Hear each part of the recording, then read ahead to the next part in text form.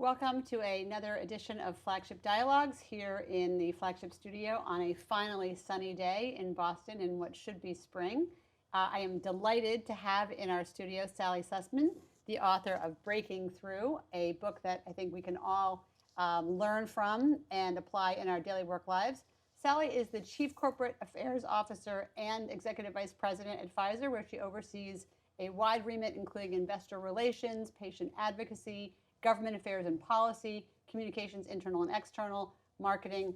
Basically, she doesn't sleep. And Sally, of course, was in this role through the harrowing, speaking of not sleeping, period of time for the race to create and approve a safe and effective vaccine against COVID-19, get it to the market, and then after a period of time, face disinformation as the vaccine rolled out, as it was so important to public health to get it out as widely as possible, something we know a bit about here as well. So, Sally, thank you so much for joining us. It was such a fun thing to read this book. And you organize the book around 10 lessons. And I know for an author, thinking about how do I organize this, what do I leave in, what stays on the cutting room floor, tell me what led you to think about this organization and these 10 items.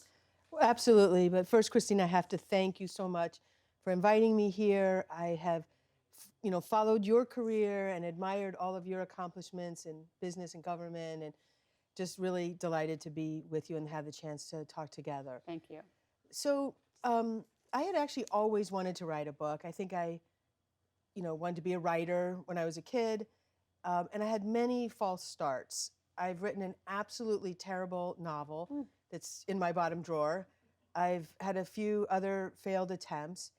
But it was during the crisis of the pandemic when it was the busiest time in my career. And I mean, because your company was also deeply involved and worked as hard as well, that I had a clarity.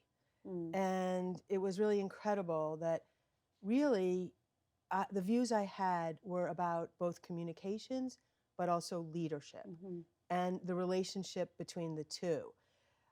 In my career, I've worked for 9 CEOs, all of them really smart and hardworking, but a few of them, Ken Chenault at American Express, Leonard Lauder at Estee Lauder, and now Albert Bourla at Pfizer, are game changers.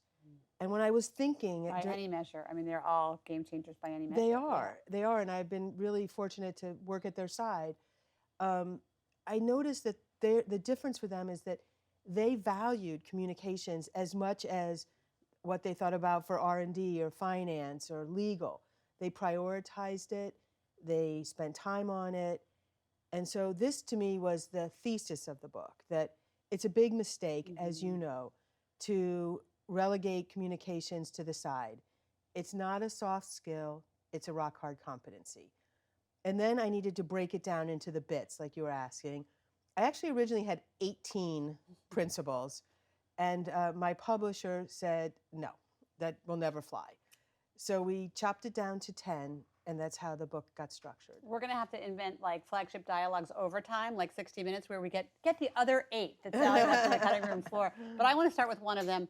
I mean, for those of us who've worked alongside CEOs in communications, there should be some equivalent of the stars on a general's shoulder for the stripes that you get for sitting alongside a CEO through everything from crises, earnings calls, changes of leadership, corporate strategy. And you've worked with some of the most well-regarded CEOs in the world, but also forceful, strong people, most of them men. And actually, all of them. All of the men. One of That's your another chapters, subject. Okay. One of your chapters is the courage of candor. And candor can be tough in the workplace, and it can particularly be tough up. We were just in a conversation yesterday about candor being a relative strong suit in parts of Flagship, and I wonder what are the skills that will allow us to make sure to nurture that here? What have you learned along the way? When did candor not serve you, or what did you learn from the time that there was a kill the messenger? Just talk to us about the courage of candor. Well, it's so great that you all feel that you have a culture of candor, because you and I study companies. What makes things go well? What makes things fail? And almost always at the heart of failure is a culture that won't sustain candor. I don't want to talk about companies where I don't work, but It seems at Boeing that maybe people couldn't speak up. And there's a lot of examples of that. You know, for me, my courage lesson happened very early in my life. When I graduated from college, my first job was on Capitol Hill in Washington, D.C. And as a young adult, I also had a personal revelation. I realized that I'm gay. And because I come from a close family, I knew I had to go home to St. Louis to tell my parents. How old were you at the time? I was 22. Okay. And please remember, this is 40 years ago, which is like 100 gay years, okay? You know, because now it's not such a good, interesting story. It's not such a big deal. But, you know, back then, it was still the situation. It was the mid-'80s. People were dying of AIDS. And most gay people lived in the closet or on the margins. So I go home knowing, even though I have wonderful liberal parents, that this was not going to be easy. And it was pretty terrible. My dad, who is someone I deeply, deeply admire, said through his tears, you'll never have a spouse, children, or a career. And his words were hurtful, although that wasn't his intention. These were his parental fears. Yes, processing out loud. Yes, processing out loud. But in that moment, that became my life plan. And if I had nothing else, I would have those three things. And my wife, Robin, and I have been together for 36 years. She's a graduate of Tufts. She comes from this area.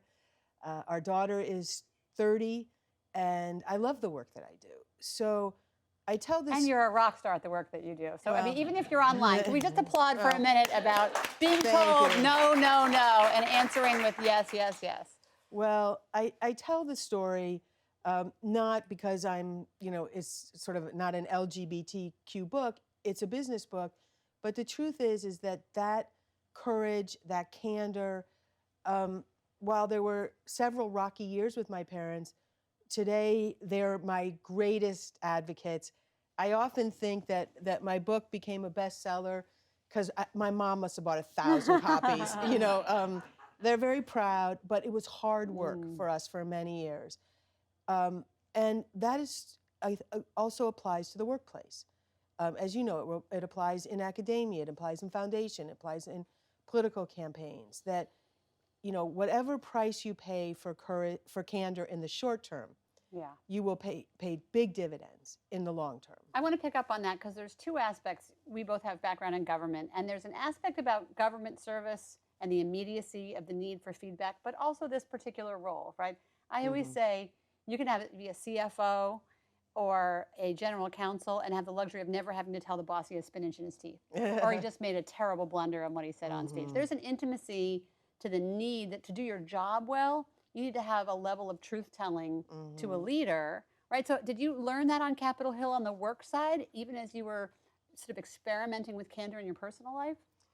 Well, I think the counseling of CEOs is one of the most gratifying parts of the job. And, you know, if I now have spinach in my teeth, I hope you will tell me. And there's that moment.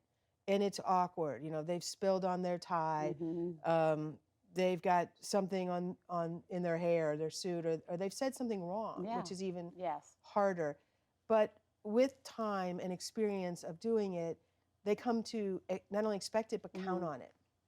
And so, I think these are gifts of kindness to people, to not let them embarrass themselves twice. You know, Albert Bourla, who I really love, he's a great CEO. But English is not his first language. Sometimes he says things that aren't said quite right. He usually wants to hear it. Yeah. It has to do with timing and tone and always doing it in private.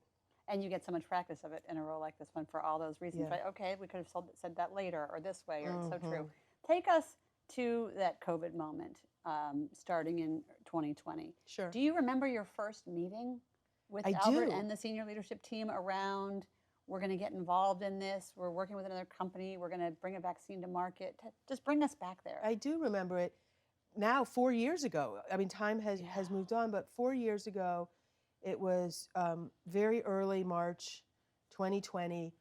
My CEO flew to Greece to give a speech And by the time he landed, the conference had canceled. Mm. Because we all remember that time. Things were locking down, Yes. 1, 2, 3. And I live in New York City, and I remember in New York City, a place that always has everything, there was no toilet paper. Mm-hmm. And the thrum of the refrigerated trucks aside the hospital starting to, be morgues. And Albert comes back from this trip. He gathers the executive team, and he says, we're going to do 3 things. Take care of our 85,000 employees, ensure the steady stream of medicine around the globe, and make a vaccine by the end of the year. And yeah, that's when I thought, oh no, it's a global pandemic and my boss has lost his mind. This can't happen. It's too much. It's too fast. And then I saw Albert do something I'd never seen any of the 9 CEOs do. And he looked around to appoint, a project manager for a task that was clearly going to be 24/7 for as long as it took, and he appointed himself. Mm. And that's Wow. when I thought, well, maybe, just maybe, we will do this thing. And you know how that story ended, that together with Moderna, we were the 2 companies that were able to achieve this scientific transformation of mRNA technology. But what I think will be of interest to you is when Albert set that clear intention, I set one as well, which was to try to improve the reputation of Pfizer and Big Pharma. It's why I came to Pfizer 16 years ago. It had proved hard and elusive, but during the pandemic, I saw a moment and did a couple of things very differently. Put some things that had previously been considered intellectual property or private, like a clinical trial protocol, put it up on the website. Because we didn't have time to debate. We had to fill that trial quick. I embedded media with us for the journey. And I assure you, I had many sleepless nights. I'm sure. I'm sure you can relate. Risky decision. Thinking, oh, Sally, you're filming the great debacle of corporate history. We took no government money. We put $2 billion at risk. And we had a lot on the line. But I also knew that if we were successful, it would be my singular chance to try to explain to the world what it is these companies do. And the Wall Street Journal was in with us, and the day after we announced... Nat Geo too, right? And Nat Geo too, yeah. We had a documentary film crew, not my cameras, but their cameras, truly journalistic. And the Wall Street Journal dropped a 4-page story under the headline, Pfizer vaccine, crazy deadlines, and a pushy CEO. And that was perfect. Yeah. I mean, I couldn't have told them after the fact. Yeah. They witnessed that wild ambition, that daily drive that was so important. But you must have had explicit or tacit permission from your boss to take that kind of risk. You must have both the trust with him and the track record for him to say, if you think this is a gamble worth taking, let's go ahead and take it. Well, I learned so many things during this time. Mm-hmm. And one of them was I too often ask for permission. People who tend to work in what we call the enabling functions, we're enablers. We just want to help everybody else get their stuff done. And this, I needed to focus on what I needed to focus on. And it was more tacit than explicit. Some people say, how did you get the lawyers to sign off on that? They were very busy, the lawyers. That was convenient. They was very, very busy. Yeah. And I definitely informed them, as I informed our CEO, as I needed to inform our scientists and our manufacturing people, because, we're trying to keep everything aseptic, and here comes this camera crew. But I learned that if you do work hard and you do know what you're doing, as you do, it's your judgment that is on the line and that matters. And for the last 3 years, Fortune has been a top 10 global brand. So, it was very successful. I have so many questions in my head right now, like I have a tree of, over here and A, B.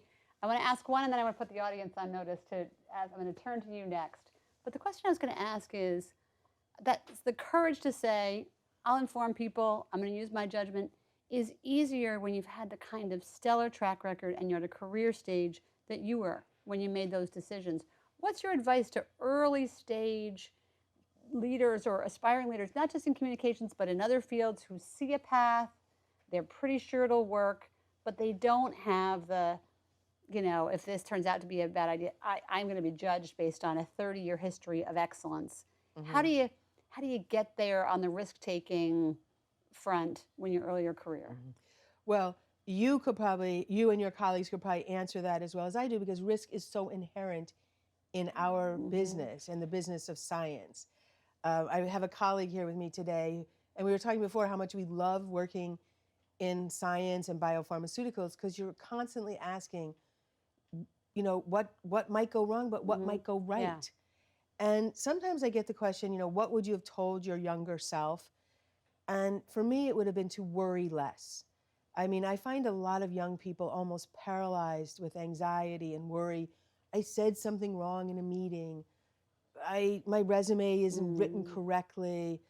And at the end of the day, I don't think that matters as much as the heart and soul that you bring to a job. And, hopefully most bosses who are good bosses, will not crush you for a failure. It's interesting what you said, though, about working in a industry where risk is inherent and understood, and failure is inherent and understood. And my colleagues here will remember that when we proposed doing our own studio at the JP Morgan conference, and said, look, rather than worry about which of our companies get on the big stage, let's just make our own stage, and everyone will lead with assets and their own interviews. And his answer was, run the experiment, just as you would tell a scientific team. Right. And we sort of all felt empowered by, some experiments succeed, some fail. We have permission to run the experiment. And putting it in that context. Exactly. It was one of my most energizing moments here, truly. All right, let's turn to the audience for some questions. Liz?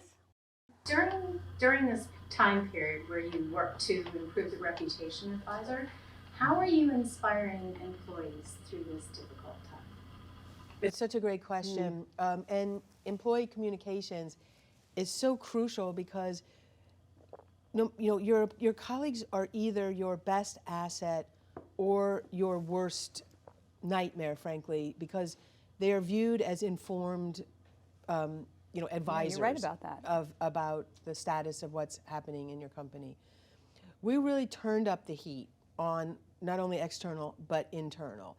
And the forced work from home had many pluses and minuses, but one of the pluses is we learned how to use technology better and not just rely on a cascade or a town hall. So we did tons of messages.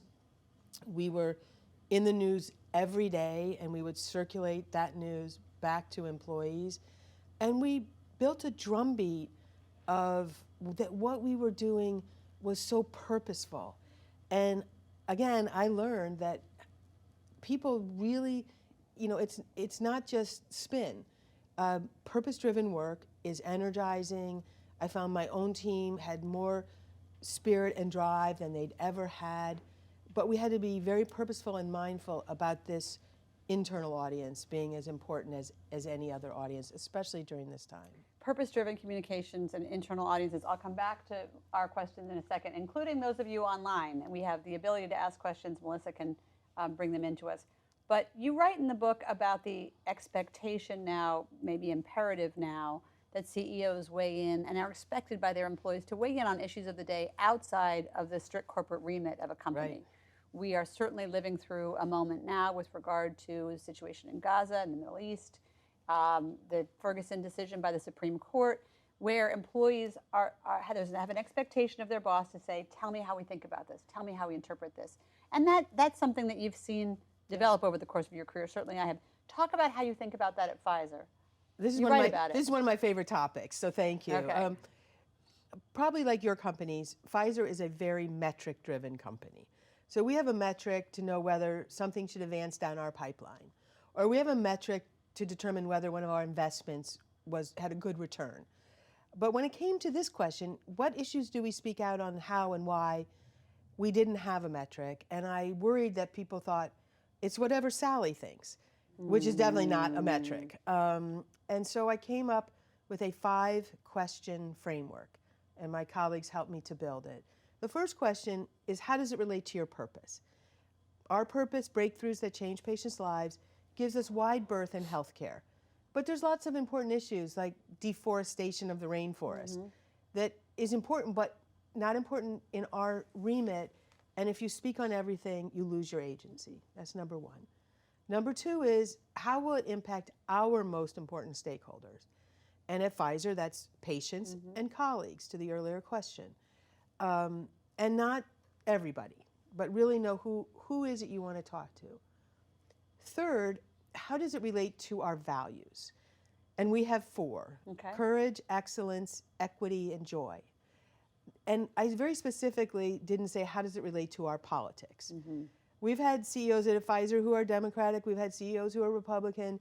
It is never about that, and it should never be about that. It has to emanate from core virtues and values. The fourth question, and you'll relate to this one, is what are our choices here? Because I feel sometimes... Is that exactly how it's phrased? What are our choices here? What are our choices here? Because we tend to be too reactive.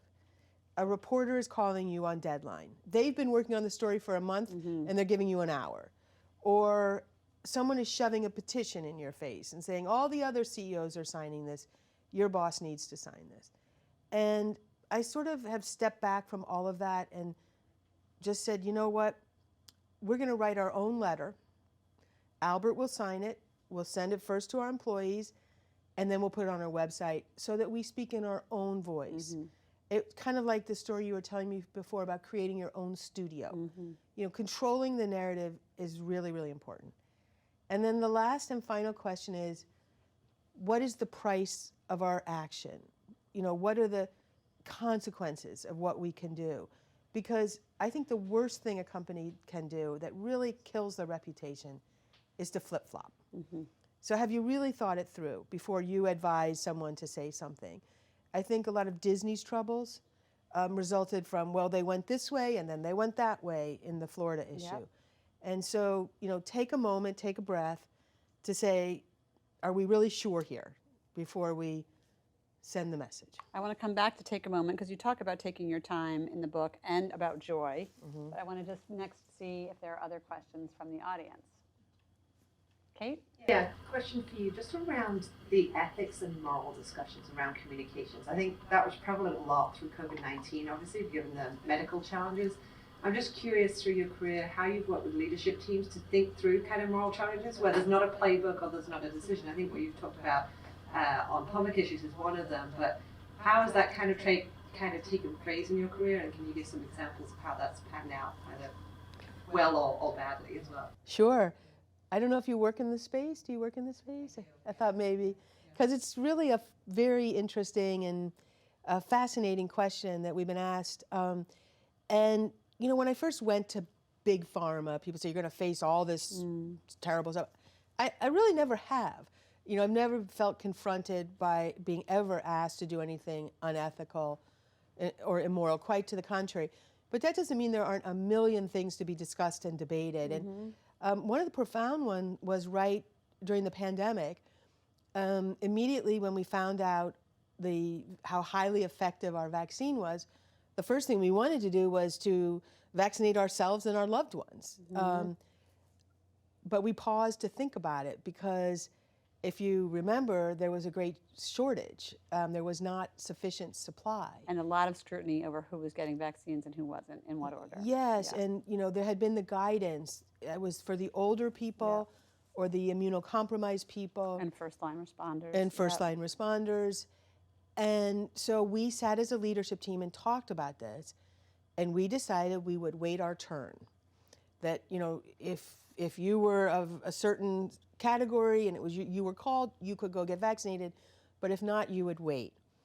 And it turned out that that led to a lot of criticism of us because they was circulating sort of in Internally? Externally more, to say, people were saying, there must be something wrong with that vaccine if they're not taking it. Wow. Yeah, I mean, just to go to the depth of the skepticism towards our sector and the complexity of these questions. You know, sometimes you can work really hard to think you're doing the right thing. And when that happened, we still held to our view, except we very visibly vaccinated our CEO. And he hated it. he felt terrible. Yeah, Um, like he was line jumping. well, yeah, Yeah. like he was line jumping, or he wanted to do it as a team. Yeah. You know, but you have to, really kind of work these questions and continue and continue and continue to work them. Okay, this is the choose your adventure part of the interview. Do you want the joy question next or the take your time question next? Well, I'll take joy for 50. All right, daily double. Joy for 100. You write about your own scores from your own team on the joy metric and learning, and that surprise that one gets when one gets feedback saying, I'm not viewed as particularly lighthearted, fun, joyful, and how you took that to heart and thought about that with your team. Can you tell us that story? I was gutted by this. So when we had our new CEO come in, Albert, in 19, we decided to refresh our values. And we wanted fewer and more high impact ones. And we originally had courage, excellence, and equity. And Albert said, oh, we're missing something. And he suggested maybe happiness. And I thought, well, we're not always happy. And I suggested joy, and we all embraced it. And so I felt so much pride, and the culture went crazy over joy. I mean, what are the chances that a big pharma, a Fortune 50 company is going to have joy? But when we talked to what does joy mean, it means we take our job seriously, but not ourselves seriously. It means that we recognize that laughter is good medicine too, just to really think deeply about it. And then, as you say, like many big companies, we take surveys and we get feedback and how are we doing against our metrics and our goals. And my joy scores were in the basement. Okay, apparently I was not spreading joy much in my department, and I felt terrible about it, and I was kind of crushed. And I'm not good at doing sort of lighthearted things, I guess, and I don't like Secret Santa or birthday candles or anything like this. But I really worked at it, and I thought about what gives me joy. I love to take walks, so now I invite my team to walk with me. I love to write. We had a writing teacher come in. We do something once a year called open mic night, where we try to make a conference room look like a cool This comedy. is your team, just your team. Just my Yep. team, a cool comedy club. And we get up, I often start, and we share a recent mistake. And then it becomes fun and we laugh about it because we're sharing our feelings. And so I had to readjust and put more effort into it, but also realize being joyful isn't, having a big band in a dance party. There are many, many ways to be joyful. It's a great story in the book about both feedback being a process, right? First, the difficult aspect of feedback, then the ultimate gift of feedback, but also of authentic leadership and an authentic response that was right for you and the team hikes. And it's a really interesting part of the book. Let's talk about taking your time, because that's one I think modern communications, certainly me as a modern communicator, struggle with. And in a world where someone's out with a tweet, people expect instant information. In a crisis, I have learned over many years, the first information you get is almost always wrong. Yes. So crisis communications becomes a battle between fast and accurate. And there's huge consequences of slow and huge consequences of inaccurate. And we had a power outage yesterday or the day before here. And one of the things I was so proud of in our team is that we got an all-staff message out within 3 minutes of the power outage. I was measuring based on speed. Fortunately, it was accurate, but I'm programmed to think fast is excellent or is good or is what's required. You argue for taking your time and getting it right. Walk us through that. I will, because I have found that most of my mistakes I make when I'm rushing. And I tell the story in the book about when I was at the Estee Lauder companies. My job was to call up the reporters and try to encourage people to write about our famous family, to write about our great products and our spokesmodels. That was my job, and it was not easy to do. But one day, these two reporters called me, and they said, "Oh, we'd love to talk with you about your career." And I was like, wow, my career, how exciting. And they said, we heard you do this and you give good speeches. I said, oh, thank you, thank you. And they asked me, was it true that the day before I had been on a podium speaking on a stage, and in the middle of the speech I had to hobble off stage because I had been wearing these very pointy shoes that are fashionable, and I ended up being in the lead of a front page Wall Street Journal story about the perils of women's fashion. Yes, it was so humiliating. Here, my job is to be the communicator, and I hadn't done for myself anything I would have done your boss, yeah. for the people I support. I hadn't stopped to figure out what was their angle. I hadn't asked any questions. I just rushed in, and I wish I had paused. That story, I was very fortunate that my boss was very gracious about it, and he called me at the end of the day that day, and I assumed he called me to fire me, but he called to say not to worry about it, that these things happen. I learned two things from that, in addition to the importance of pausing. One is that in our line of work, people make mistakes. And so whenever Inevitable. I'm out putting people out, I tell them, I've got your back, don't worry, it's going to be fine. The other thing is, you'll notice I don't wear pointy shoes anymore. Yes, this is it's very comfortable the flat heel shoes. club here on stage. But I think people are nervous to pause. Sometimes when I write a speech for an executive, I'll put in there, pause for laughter, because they just plow through a joke. When a journalist is talking, when I'm talking to a journalist and I've finished saying what I have to say, I stop. And then you know the trick, they're silent. Yep. Because they think I'm going to be uncomfortable. And fill the silence. Yes, but You're like, I'll no, wait you out. I'm going to pause here. We often say, you had all the talking points, and then you just kept on going. Yeah, exactly. Is there another question from the audience, Tyler? Yeah, thanks so much for your time. I loved earlier when you talked about the skill of communication as a hard competency. I have to imagine that much like now, that you are often in the spotlight, as is Albert, with regard to what you say and what you do. How do you think about building communication as a competency across Pfizer and that capability? Thank you so much for the question. The capability building, as you know, is a little bit complex and not a singular route. If someone is the general counsel of your company, they better have a law degree. And if they're the CFO, they probably have an MBA or two. But in the field of communications, corporate affairs, people on my team come from everywhere. I have former government people, journalists, poets, philosophers, you name it. And that the work really is done through apprenticeship, is learned through apprenticeship. At least that's how I learned it. You talked about that in the book, apprenticeship. I had bosses and managers who I would watch. How do they deliver bad news internally? How do they show up in a crisis? How do they roll out a product? And I would watch all that. And really, I'm in a phase of my career where that sort of apprenticing all of this is really exciting to me. And I enjoy teaching my team. I enjoy teaching other executives across the company. I try to make it like a first level skill that everybody wants to have. And I became really frustrated during the pandemic when I was home alone and couldn't be doing that. I couldn't say, let's get a pizza and decide what went right or wrong here.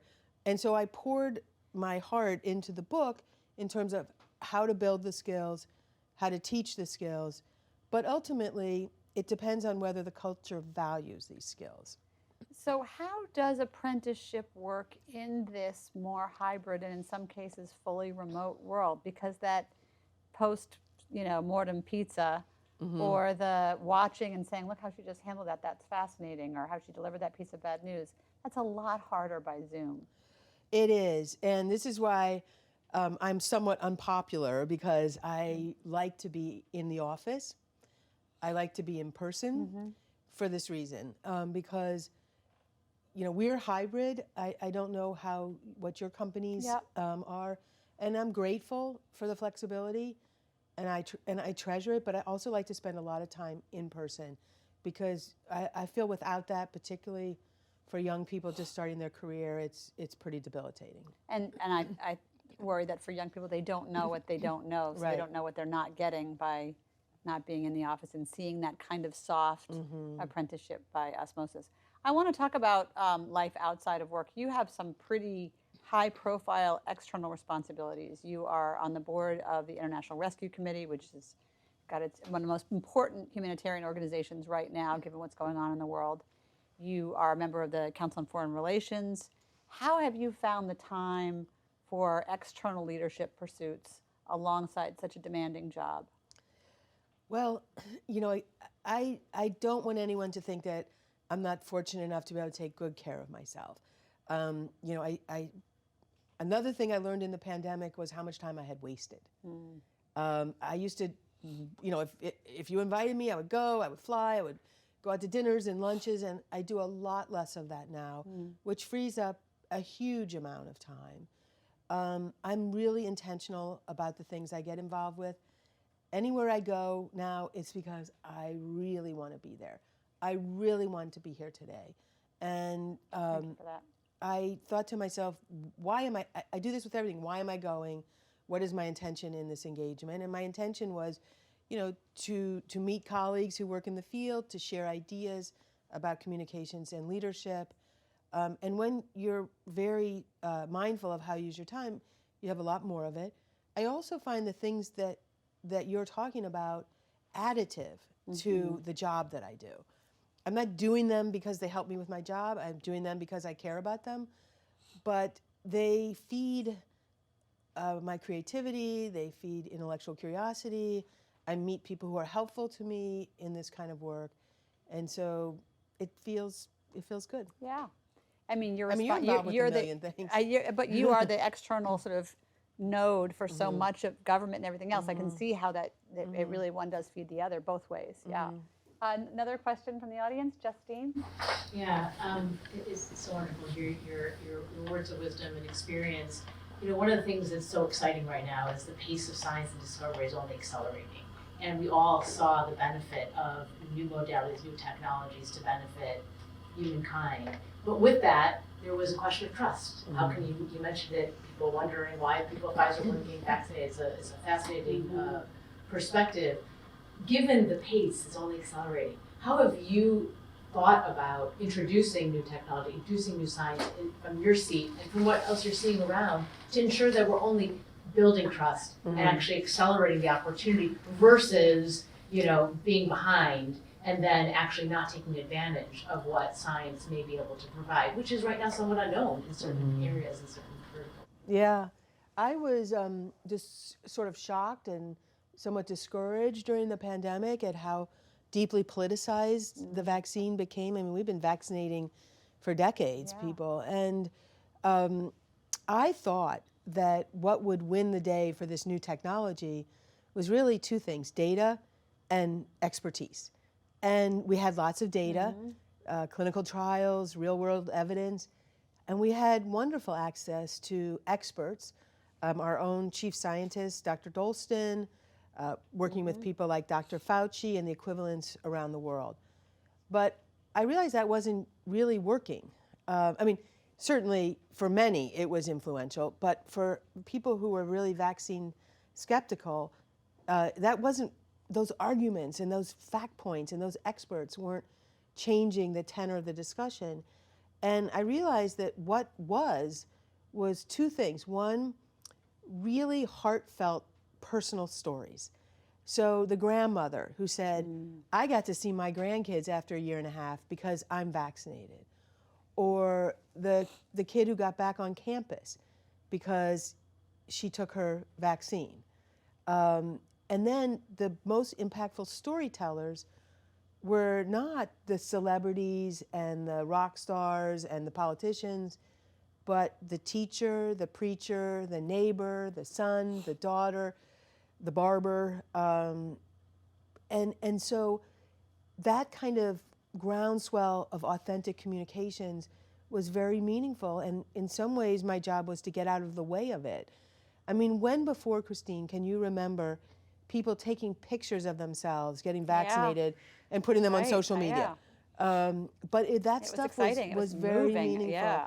So as we move forward in our industry, yes, we're always going to want and need the facts and the data and the science. We're always going to need those expert voices, but we can't forget the really deeply human elements of when you're providing life-changing medicine. We'll wait and ask during the reception whether you have any intel on the whole Travis Kelce Taylor thing, given his very high-profile use of your vaccine. Are there other questions here in the audience? I have a next question that I want to ask that relates to the other leaders that you interview in the book, because the voices and expertise is not just yours and your experience, although that anchors it. You also talk to a number of people that inform the advice you give in this book. How did you choose who you interviewed, and who do you sort of look to as best in class in this field? Thank you. I tell a lot. First, I tell a lot of personal stories that are very embarrassing. Like a lot of the mistakes are mine. And before I turned the book into my publisher, I had a few trusted sources read it, and my mom said, "Oh, Sally, this is terrible. It's you're telling all your most embarrassing mistakes." But I do tell all my most embarrassing mistakes. So for those of you who have not read it, it's all in there. But I did that because I felt that opens the door for learning. And there are many people that I deeply admire and who I've worked with and watched that I tell stories about. So Ken Chenault after 9/11, brand new CEO. He was out on the West Coast at one of the company call centers when the Twin Towers were hit? Twin Towers were hit. He basically drove back to New York, cross country, because you couldn't fly. And he had a gut instinct, a leader's instinct, that he needed to get people together in the room. But they had no room because their building is right next door to World Trade. And so that was damaged and shut down. So Ken decided to rent out Madison Square Garden and invite all the employees from the tri-state area, New York, New Jersey, and Connecticut. 5,000 people came into this meeting. Somebody like me handed him a script, which he threw out. And in that moment, he spoke from his heart, that he talked about the people who had perished in the 9/11 attack, who were colleagues. He touched and hugged people, and he said that he was certain that American Express's and America's best days were ahead of it. And I realized then that that's the job of a leader, to be a purveyor of hope and optimism. So, you know, I admire him. I admire Leonard Lauder for building his company. I admire the restaurateur Danny Meyer for the culture and company he has built. And, you know, it's a funny thing if you tell people you're writing a book and they trust you, they're quite happy to tell their story. Yeah, I want to just maybe end on, unless there's another question here, I want to end on a leadership question, and then we'll invite everyone to have some informal time with you. And that is, if you think about that Ken Chenault story you just told, the instinct to get people together, the instinct to say this is not a time to take the script, but just think about summon what I want to say and need to say in this moment. You've worked with leaders in the third sector through your boards and other things. Your work on the Pfizer Foundation, your leadership there. You've worked in the government sector, and you've worked at the height of corporate America. Are leaders made? Are leaders born? What's the combo? What's your 30-plus year from a leadership perch? You've counseled so many leaders in every sector. How does leadership happen? How does good, excellent leadership happen? Well, I firmly believe leadership is learned. I don't think some of us are born leaders and others of us are born destined to never be leaders. But the leaders, those who will become leaders, have to commit to all of the learning about being a leader. It's not just how do I make money. It's not just, you know, how do I build more. It's about having a desire to lead and having a great capacity and vision. I mean, I so deeply admire Albert Bourla on this, and I mean, you know, he's Greek, and he often quotes the Greek philosophers to us. And during COVID, we were getting all these Greek quotes from him, and one was from Aristotle, where he said, "Our problem is not that we aim high and miss. Our problem is that we aim low and hit." And so he was constantly encouraging us to reach higher, to do better. But he cared enough to send around these quotes. I mean, you have to really care. It's like training for any other capacity. So leadership is learned, and anyone who wants to learn more about leadership and in addition about the field of communications would be very wise to read Breaking Through by Sally Susman. Thank you so much for joining us in the studio. Much. Really We're enjoyed it. delighted to have you here. Thank you. And thank you all for joining us. Thank you.